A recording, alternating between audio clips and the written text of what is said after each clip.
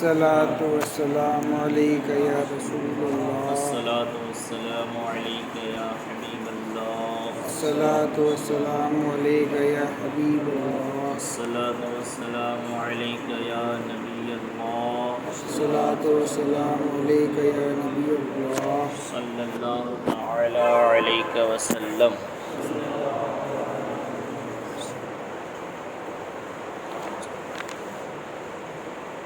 احیاء مواد کا بیان کل ختم ہو چکا تھا، آج سے نیا بیان شروع ہوتا ہے۔ شرب کا بیان۔ شرب کہتے ہیں جانوروں کو یا کھیتی وغیرہ میں جو پانی پلانے کی باری مقرر کرتے ہیں اسے شرب کہا جاتا ہے۔ آج کے دور میں تو سب کا اپنا اپنا ہو گیا، پہلے سب کا الگ الگ نہیں تھا۔ ایک کنواں ہوتا تھا، اسی سے سارے لوگ پانی بھرتے تھے، اسی سے اپنے جانوروں کو پلاتے تھے اور کھیتوں کو بھی سیراب کیا کرتے تھے۔ تو باری کے اعتبار سے کب کس کا حق ہوتا ہے اور شریعت کا اس کے اوپر کیا حکم ہے، اس کے تعلق سے یہ بیان ہے۔ حدیث نمبر 1 صحیح بخاری میں حضرت عروہ سے روایت ہے کہ حضرت زبیر رضی اللہ تعالی عنہ سے اور ایک انصاری سے حرہ کی نالیوں کے متعلق جھگڑا ہو گیا۔ نبی کریم صلی اللہ تعالی علیہ وسلم نے زبیر سے فرمایا کہ بقدر ضرورت پانی لے لو، پھر اپنے پڑوسی کے لیے چھوڑ دو۔ اس انصاری نے کہا کہ یہ فیصلہ اس لیے کیا کہ وہ آپ کی پھوپھی کے بیٹے ہیں۔ یہ سن کر حضور صلی اللہ تعالی علیہ وسلم کا چہرہ متغیر ہو گیا اور فرمایا، اے زبیر، اپنے باغ کو پانی دو، پھر روک لو یہاں تک کہ مینڈ تک پانی پہنچ جائے، پھر اپنے پڑوسی کے لیے چھوڑو۔ اس انصاری نے ناراض کر دیا، لہٰذا حضور صلی اللہ تعالی وسلم نے صاف حکم میں زبیر کا پورا حق دلوایا اور پہلے ایسی بات فرما دی تھی جس میں دونوں کے لیے گنجائش تھی۔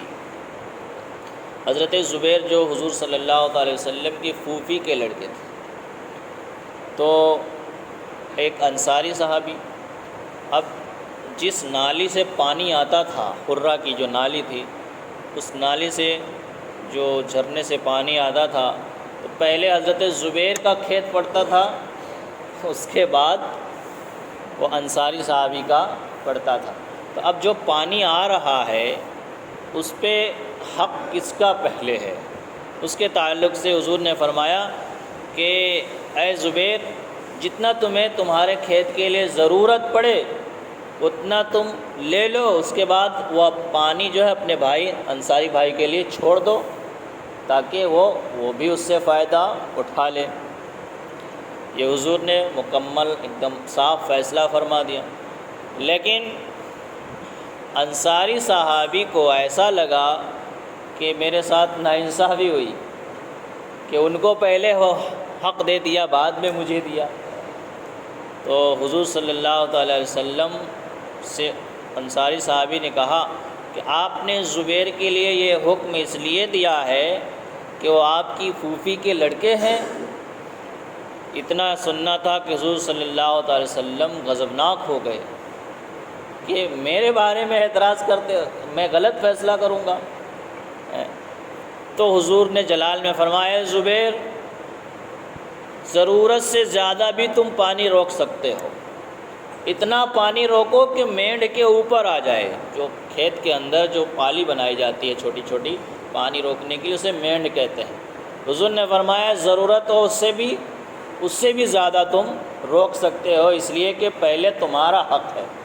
حضور نے جو فیصلہ فرمایا تھا دونوں کے لیے آسانی تھی اس میں کہ جتنی ضرورت ان کو ہے وہ لے لیں، باقی کا آگے والا لے لیں۔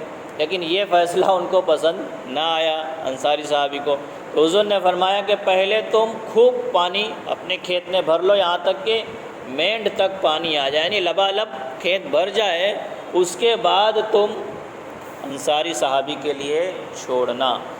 تو یہ انصاری صحابی نے یہ بات کہہ کر کے حضور صلی اللہ علیہ وسلم کو ناراض کر دیا تھا، اس لیے حضور نے پھر بعد میں صاف حکم میں زبیر کا پورا حق دلوا دیا۔ حضرت زبیر کا جو پورا حق تھا وہ پورے کا پورا دلوا دیا کہ پہلے تم جتنا تمہیں ضرورت ہے، ضرورت سے بھی زیادہ بھی تم اپنے کھیت کے لیے روک سکتے ہو، اس کے بعد دوسرے آدمی کے لیے تم چھوڑو۔ تو اس لیے حضور نے فرمایا تھا کہ پہلے والے میں دونوں کے لیے گنجائش تھی کہ دونوں فائدہ اٹھاتے، برابر کا فائدہ اٹھاتے، لیکن ناراض کر دیا تو حضور نے پورا حق حضرت زبیر کو دے دیا، اور اس کے بعد جب ان کا حق پورا ہو جائے اس کے بعد انصاری صحابی کا حق ہوگا۔ تو پتہ یہ چلا کہ جو بھی پانی ہوتا ہے، جس چیز پہ باری مقرر کی جاتی ہے، اس میں مل جل کر کے رہنا اور دونوں آپس میں ایک دوسرے کا فائدے کا خیال رکھنا، یہ مسلمانوں کا صحیح طریقہ ہے، جیسا کہ حضور نے بیان فرمایا۔ نہ یہ کہ یہ دل میں خیال کرے ان کو زیادہ دے دیا مجھے کم دے دیا ہے، اور رشتہ دار تھے اس کے لیے ان کے لیے حکم پہلے لگا دیا، میرے لیے بعد میں لگایا۔ حالانکہ یہ سچویشن ہی ایسی تھی کہ جو نالی تھی وہ نالی کا پانی پہلے حضرت زبیر کے کھیت تک پہنچتا تھا، اس کے بعد جو نالی ہے اس کو آپ بند کر دیں گے بیچ میں، تو پہلے قریب والے کا کھیت سیراب ہوگا، جب بھر جائے اس کے بعد اس کو چھوڑ دیا جائے تو آگے والا اس سے سیراب ہو، اس لیے حضور نے بعد میں یہ حکم فرمایا۔ تو یہی کہتے ہیں باری مقرر کرنے کا اس کے اندر بیان ہے کہ ہر ایک کا اس پہ حق ہوتا ہے۔ حدیث نمبر 2 صحیح بخاری و مسلم میں حضرت ابو ہریرہ رضی اللہ تعالیٰ عنہ سے مروی ہے، رسول اللہ صلی اللہ تعالی وسلم نے ارشاد فرمایا 3 شخص ہیں کہ قیامت کے دن اللہ تعالیٰ ان سے نہ کلام کرے گا نہ ان کی طرف نظر فرمائے گا۔ 3 شخص ایسے ہیں کہ اللہ تعالیٰ قیامت کے دن ان کی طرف نظر بھی نہیں فرمائے گا اور ان سے کلام بھی نہیں، ان سے بات بھی نہیں فرمائے گا۔ وہ 3 کم نصیب شخص کون ہیں؟ حضور نے فرمایا ایک وہ شخص جس نے کسی بیچنے کی چیز کے متعلق یہ قسم کھائی کہ جو کچھ اس کے دام مل رہے ہیں اس سے زیادہ ملتے تھے اور نہیں بیچا، حالانکہ یہ اپنی قسم میں جھوٹا ہے۔ اور دوسرا وہ شخص کے عصر کے بعد جھوٹی قسم کھائی تاکہ کسی مرد مسلم کا مال لے لے۔ اور تیسرا وہ شخص جس نے بچے ہوئے پانی کو روکا، اللہ تعالیٰ فرمائے گا آج میں اپنا فضل تجھ سے روکتا ہوں جس طرح تو نے بچے ہوئے پانی کو روکا جس کو تیرے ہاتھوں نے نہیں بنایا تھا۔ پانی جو ہے یہ اللہ کی قدرت کا کرشمہ ہے، اللہ نے اسے پیدا فرمایا، تو اس کا جو قدرتی پانی نکلتا ہے اس کا ہر کوئی شخص مالک نہیں ہو سکتا۔ مالک کب ہوگا؟ جب وہ کسی برتن میں بھر لے، کسی گھڑے میں بھر لے، تب وہ اس پانی کا مالک ہوتا ہے، ورنہ کنویں کے اوپر، تالاب کے اوپر، نہر کے اوپر کوئی اپنا حق نہیں جما سکتا، اس سے ہر کوئی پی بھی سکتا ہے، پلا بھی سکتا ہے، بھر بھی سکتا ہے، بھلے وہ پھر کسی کے زمین میں ہی کیوں نہ ہو، لیکن اس پانی کا وہ مالک نہیں ہوگا۔ کسی کی زمین کے اندر کنواں ہے تو وہ کنویں کا مالک ہے، لیکن کنویں کے اندر جو پانی ہے اس کا مالک نہیں ہے، کیونکہ پانی اللہ کا ہے، ٹھیک ہے، اس کا وہ مالک نہیں ہے، تو اس لیے اس سے دوسرا آدمی پی بھی سکتا۔ ہاں یہ اور بات ہے کہ بھائی جس کی زمین کے اندر کنواں ہے وہ شخص منع کر دے گا میری زمین میں مت آنا، میری زمین میں مت آنا، تو زمین میں آنے سے وہ روک سکتا ہے، لیکن پانی پینے سے، پانی بھرنے سے نہیں روک سکتا۔ تو یہ 3 شخص کون ہیں؟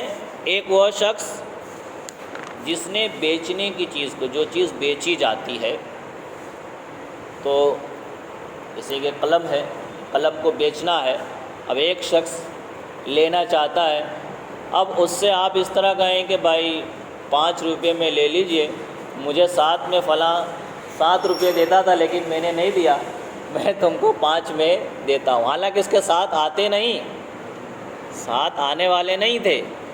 پھر یہ بیچنے کی چیز میں کیا کیا؟ جھوٹی قسم کھایا۔ کیا کیا؟ جھوٹی قسم کھایا کہ مجھے فلاں اتنے دیتا تھا، میں نے نہیں دیا، حالانکہ اس کی قیمت 5 ہی روپیہ ہے۔ تو اس طریقے کی قسم کھائے اور کہے کہ اس سے زیادہ مجھے ملتے تھے لیکن میں نے بیچا نہیں، حالانکہ یہ قسم میں کیا ہے؟ جھوٹا ہے۔ اگر سچا ہے تو کوئی بات نہیں، بھائی سچا ہے اس بات میں کہ بھائی ساتھ دیتا تھا لیکن میں نے دیا نہیں، تم میرے قریبی ہو تو میں تمہیں 5 میں دے رہا ہوں، یہ سچی بات ہوئی۔ جھوٹی قسم کھائے تب یہ حکم ہوگا۔ تو ایک یہ شخص، اور دوسرا وہ شخص کے عصر کے بعد جھوٹی قسم کھائی۔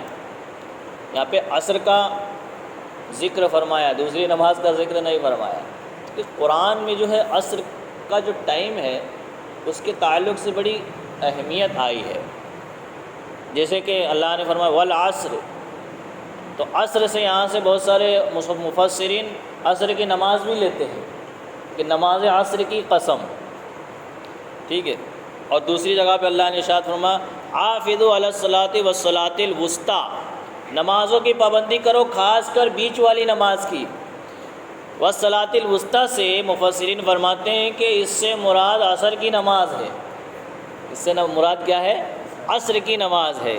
تو اس لیے یہاں پہ کیا ہے؟ عصر کا ذکر فرمایا۔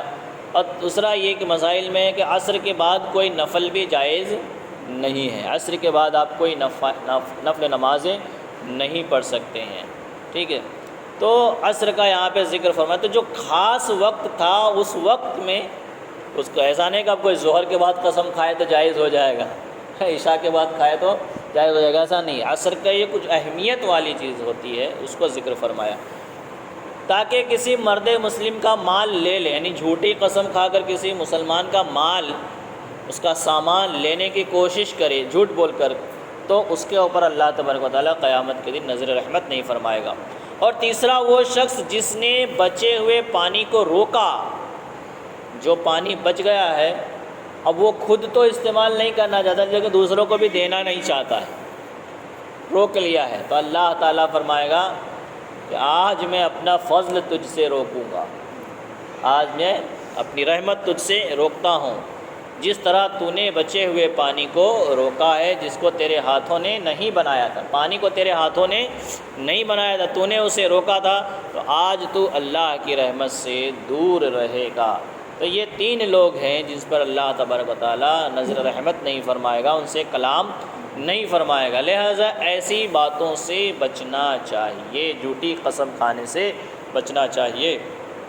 حدیث نمبر 3 صحیح بخاری اور مسلم میں حضرت ابو ہریرہ رضی اللہ تعالی عنہ سے مروی ہے، رسول اللہ صلی اللہ تعالی علیہ وسلم نے ارشاد فرمایا بچے ہوئے پانی سے منع نہ کرو کہ اس کی وجہ سے بچی ہوئی گھاس کو منع کرو گے، بچی ہوئی گھاس کو منع کر، جو پانی بچا ہوا ہے اس سے لوگوں کو منع نہ کرو کہ اس کی وجہ سے بچی ہوئی گھاس کو منع کرو گے، کہ جو پانی زائد تھا اسے تم نے بچا لیا، نہ خود استعمال کرتے ہو نہ دوسرے، تمہاری ضرورت پوری ہو گئی اس کے بعد تو بچی ہوئی گھاس کو بھی منع کرو گے، یعنی ظاہر بات ہے اب وہ جو پانی استعمال کا تھا، کھیتی باڑی میں استعمال کا جو پانی تھا اسے اب دوسری زمین پہ نہیں بہایا جائے گا، استعمال نہیں کیا جائے گا، دوسرے کھیت میں استعمال نہیں کیا، تو ظاہر بات ہے گھاس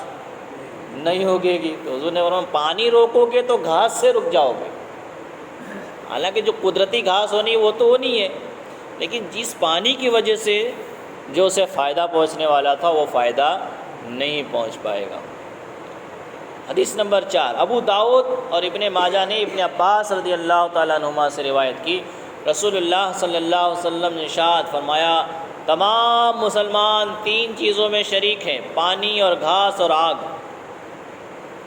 جتنے بھی مسلمان ہیں سب ان 3 چیزوں میں شریک ہیں، شریک مطلب سب اس کے حقدار ہیں، اس لیے آپ کہتے ہیں پانی کوئی مانگے تو پانی سے منع نہیں کرنا چاہیے، کیونکہ اس کا حق ہے، آپ اسے پانی پلائیں، پانی سے کوئی منع نہیں کرنا چاہیے۔ گھاس اور آگ، گھاس جو ہے اگرچہ کسی اور کے کھیت میں اگی ہوئی ہے لیکن اس کے پانی ڈالنے سے نہیں بلکہ قدرتی طور پر وہ گھاس اگی ہے، بھلے ہی وہ اس کے کھیت میں ہے لیکن دوسرا بھی اس کا حقدار ہے، دوسرا بھی اسے کاٹ سکتا ہے، کیونکہ یہ اللہ کی زمین سے، اللہ کے حکم سے اگی ہوئی ہے۔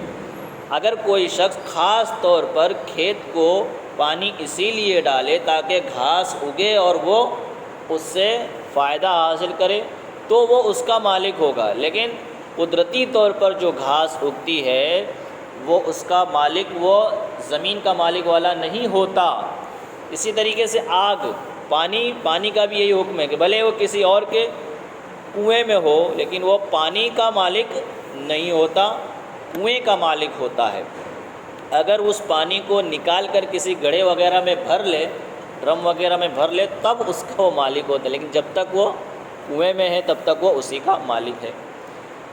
جیسے کہ میونسپلٹی کا جو پانی آتا ہے، بھلے آپ کا نل باہر میں ہو لگا ہوا ہے لیکن اس نل کے آپ مالک ہیں، اس پانی کے مالک نہیں ہیں۔ وہ پانی کیا ہے، ہر کوئی آتے جاتے استعمال کر سکتا ہے۔ ہاں اگر اسی نل سے پانی کو لے کر آپ نے ڈرم بھر کے بغل میں رکھ دیا ہے تو آپ اس کے مالک ہو گئے، ٹھیک ہے۔ ہیڈ پمپ جو لگا ہوتا ہے اس کا بھی یہی حکم ہے کہ وہ گورنمنٹ لگاتی ہے تو اس سے ہر کوئی استعمال کر سکتا ہے۔ اب اسی میں سے کوئی بھر کر ڈول رکھ لے تو وہ اس کا مالک ہو جائے گا۔ تو بہرحال یہ تین چیزیں ایسی ہیں۔ آگ کا بھی یہی حکم ہے کہ آگ آپ نے جلا کے رکھی ہے ٹھنڈی کے موسم میں تو آپ کسی اور کو منع نہیں کر سکتے، تو اس سے تاپنی نہیں کر سکتا، تو نے لکڑی نہیں لایا تھا اس لیے۔ تو آگ سے وہ لکڑی جو آپ لائے تھے جو جلا رہے ہیں وہ آپ کا حق ہے، لیکن اس کی جو آنچ نکل رہی ہے آگ، اس کے آپ مالک نہیں ہیں۔ تو یہ تین چیزیں ایسی ہیں جس میں ہر کوئی شریک ہوتا ہے، ہر کوئی شامل ہوتا ہے، تو ان کا بھی ایک اعتبار سے حق ہوتا ہے، اس لیے منع نہیں کرنا چاہیے۔ حدیث نمبر 5 صحیح مسلم میں حضرت جابر رضی اللہ تعالیٰ عنہ سے مروی ہے، رسول اللہ صلی اللہ تعالی وسلم نے بچے ہوئے پانی کے بیچنے سے منع فرمایا، بچے ہوئے پانی کے بیچنے سے منع فرمایا۔ تو یہ تو اس زمانے کی بات ہے کہ بھائی بچا ہوا پانی کے لوگ سفر کرتے تھے مشکیزے میں لے کر کے، اب تھوڑا پانی پیا جو بچ گیا اس کو بیچ ڈالے گا تو پھر خود کیا پیے گا، پیسے کی لالچ میں بیچ ڈالے گا تو پھر خود کیا پیے گا۔ اس لیے حضور نے کیا فرمایا، منع فرمایا کہ جو بچ گیا ہے پانی اسے بیچا نہ جائے، یا یہ کہ جو پانی آپ نے بھر رکھا ہے، جو پانی آپ نے جمع کر رکھا ہے اس پانی کو استعمال میں لاؤ، اسے بیچو نہ، ٹھیک ہے۔ تو یہ وہ پانی ہے، یہ ابھی یہ جو پانی فلٹر کر کے بیچتے ہیں اس کا یہ حکم نہیں ہے۔ آپ کے ذہن میں سوال ہے کہ یہ پانی بھی تو بیچا جا رہا ہے، یہ اس کا حکم نہیں ہے۔ تو بہرحال پانی کو بیچنے سے منع فرمایا کہ بیچ دیں گے تو پھر پیے گے کیا۔ امام اعظم رحمۃ اللہ تعالیٰ علیہ کے ساتھ ایک شخص تھا جس کے پاس پانی تھا، اور آپ نے اس سے پانی مانگا تو اس نے دیا نہیں، اللہ کہ پیسے سے دوں گا، ایسے تو دوں گا ہی نہیں تم کو پانی۔ امام اعظم نے کہا اچھا چل، کتنے میں دیتا ہے؟ اس نے قیمت لگائی، آپ نے قیمت دے کر پانی لے لیا۔ تھوڑا فاصلہ چلے اور چلنے کے بعد آپ نے ستو نکالا، ستو بھاشا آپ نہیں سمجھ میں آئے گا، بونویٹا بولیں گے تو سمجھ میں آ جائے گا۔ لوگوں کو کہو کہ ستو کھاؤ گے تو طاقتور ہو جاؤ گے تو کوئی نہیں کھائے گا، کہو کہ بونویٹا پیو تو طاقتور ہو جاؤ گے تو سب کوئی پیے گا، اگر ہے وہی ہے، وہ کیا ہے؟ ستو ہی ہے۔ تو ستو جو ہوتا ہے گیہوں کے جیسا ہی ایک پودا ہوتا ہے، اور گیہوں کے جیسا ہی ہوتا ہے، اس کا آٹا بنتا ہے، اسی آٹے کو ستو کہتے ہیں۔ تو اگر وہ آپ کھائیں گے تو آپ کو پیاس تھوڑی زیادہ لگتی ہے، اس سے پیاس زیادہ لگتی ہے۔ تو امام اعظم نے پانی تو خرید لیا تھا، پانی مانگا تو اس نے دیا نہیں، تو آپ نے پانی خرید لیا۔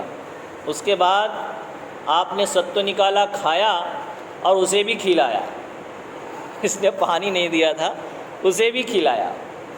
تو وہ تو خوش ہو گیا کہ بھائی میں نے مجھ سے پانی مانگا تھا تو میں نے نہیں دیا تھا، لیکن یہ تو بغیر مانگے ہی ستو کھلا رہے، بہت اچھی بات ہے، آپ نے کھلا دیا، اب کھلانے کے تھوڑی دیر بعد اسے پیاس لگی تو پانی مانگا اس نے، آپ نے فرمایا میں بھی قیمت سے دوں گا، میں بھی قیمت سے دوں گا۔ چنانچہ آپ نے جس قیمت میں دیا تھا اسی قیمت، جس قیمت میں پانی لیا تھا اسی قیمت میں اسے واپس دے دیا۔ تو یہ امام اعظم کی ذہانت، دماغ کہ کس طریقے سے پانی کو حاصل کیا اور پھر وہ پیسے بھی واپس آ گئے۔ تو اس طریقے سے پانی بیچ دو گے تو پھر کرو گے کیا، تم خود کیا کرو گے، اس لیے حضور نے منع فرمایا۔ حدیث نمبر 6 صحیح بخاری اور مسلم میں حضرت ابو ہریرہ رضی اللہ تعالیٰ عنہ سے روایت ہے، رسول اللہ صلی اللہ علیہ وسلم نے فرمایا بچا ہوا پانی نہ بیچا جائے کہ اس کی وجہ سے گھاس کی بیع ہو جائے گی۔ اب جو پانی بچ گیا اسے آپ بیچ دو گے، زمین پہ نہیں گرے گا، زمین پہ یعنی ایسی زمین پہ جہاں گھاس اگتی ہے۔ بنجر زمین پہ تو کچھ بھی ڈالو، پہاڑ پہ کچھ اگتا ہے نہیں اگتا، پانی گرتا ہے لیکن کچھ اگتا نہیں ہے، تو بنجر زمین پہ گھاس بھی نہیں اگتی ہے۔ تو حضور نے فرمایا کہ پانی بیچو گے تو گھاس بھی بک جائے گی، یعنی اگنے سے پہلے ہی ہوگی کہ نہیں تو بکے گی کیا، گھاس کو بھی آپ بیچ ڈالو گے۔ اس لیے جو پانی بچ جائے اسے بیچا نہ جائے، اسے کسی پودے میں ڈال دیا جائے، گھاس جہاں اگتی ہے وہاں پر ڈال دیا جائے، تو اس طریقے سے کیا ہے اس پودے کی بھی سینچائی ہو جائے گی۔ یہ پودے جو اگتے ہیں یہ بھی اللہ کا ذکر کرتے ہیں۔ آپ دیکھیں گے کہ آپ جب بھی آپ کسی درخت کو کٹتے ہوئے دیکھیں، جھاڑ کو، یا اس کو سوکھتے ہوئے دیکھیں، سمجھ جائیے کہ یہ اللہ کے ذکر سے غافل ہو گیا تھا، اس لیے یہ کیا ہو گیا، ختم ہو گیا۔ تو جو درخت اللہ کے ذکر سے غافل ہو جاتا ہے وہ کٹ جایا کرتا ہے یا تو پھر وہ سوکھ جایا کرتا ہے۔ تو بہرحال پودوں کو بھی پانی پلانا چاہیے کہ یہ پودے بھی اللہ کی گواہی دیتے ہیں، اللہ کے ایک ہونے کی گواہی دیتے ہیں اور اللہ کا ذکر کرتے ہیں۔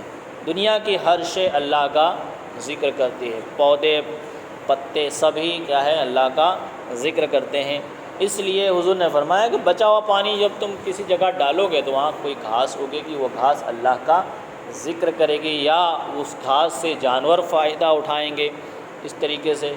تو اس لیے حضور نے منع فرمایا کہ فالتو اسے پھینکا نہ جائے یا بیچا نہ جائے۔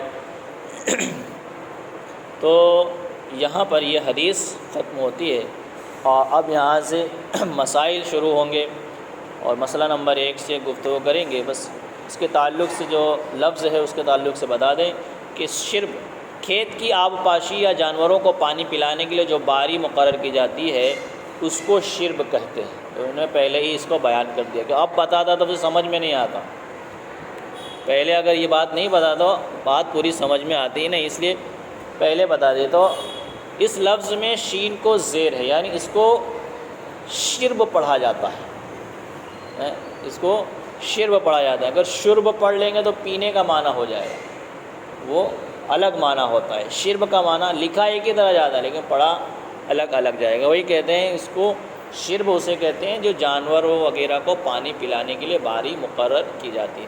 اب اسی کے تعلق سے بہت سارے مسائل آئیں گے، کنویں کے اوپر، سمندر کا پانی، دریا کا پانی، نہر کا پانی، کسی نے خاص نہر بنائی ہے تو اس کا پانی کیسے استعمال کر سکتا ہے یا نہیں، کسی نے اپنے زمین میں کنواں کھود رکھا ہے تو اس پانی کو کون استعمال کر سکتا ہے کون نہیں، کسی نے بھر کے رکھا ہے تو اس کا استعمال کون کر سکتا ہے اور کب کر سکتا ہے کب نہیں کر سکتا ہے، کب منع کر سکتا ہے کب منع نہیں کر سکتا، اس کے تعلق سے مسائل بیان ہوں گے۔